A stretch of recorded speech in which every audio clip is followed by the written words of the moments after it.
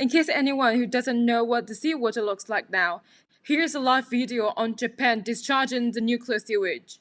Let's start with an article published on the University of Melbourne's Pursuit site. It is written by a master student of environment, Sarah, together with Associate Professor Tilman Raff, who is a Nobel Peace Prize laureate for prevention of nuclear war. Discharging radioactive water from the damaged Fukushima Daiichi nuclear power plant is avoidable, risky, and potentially illegal. This decision is not only harmful to human and environmental health, but is also in direct violation of international law. The destruction of the nuclear power plant released an estimated 522 petabecquerel into the atmosphere, including cesium, carbon-14, iodine-129, and tritium. However, this figure excludes noble gases such as xenon-133, of which the Fukushima release was the largest since atmospheric nuclear bomb tests. About the AIPS, the Advanced Liquid Processing System, it's a filtration process intended to remove 62 radionuclides from water using a series of chemical reactions.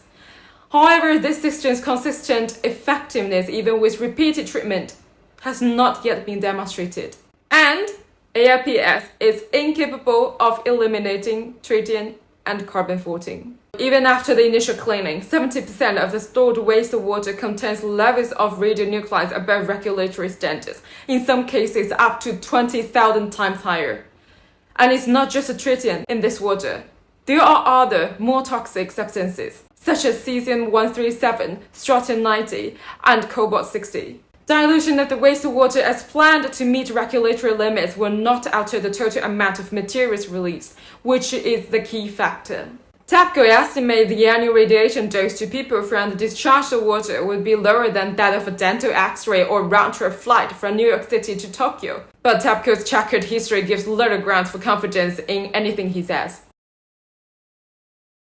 On tritium, particularly organically bound forms, may have lasting health effects similar to other forms of radiation exposure, such as decreased lifespan, developmental delays, cognitive deficits, immunodeficiency, infertility, and birth defect, and cancer and DNA mutations among humans, land animals, and aquatic vertebrates and invertebrates who experience high or prolonged exposure.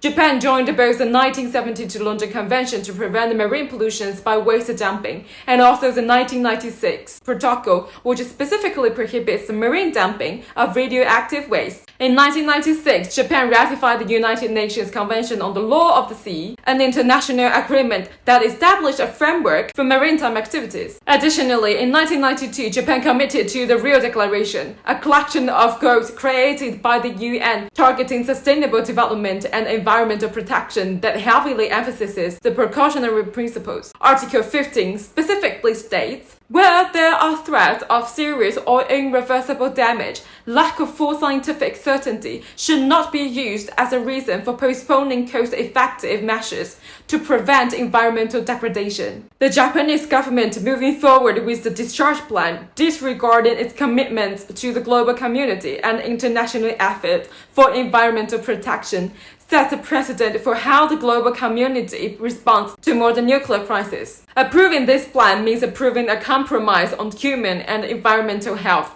inflicting a transboundary and transgenerational problem on peoples around the Pacific with no offsetting benefit or say in the decision, and a failure to engage state and non-state actors with stakes in the nuclear industry to question what is acceptable.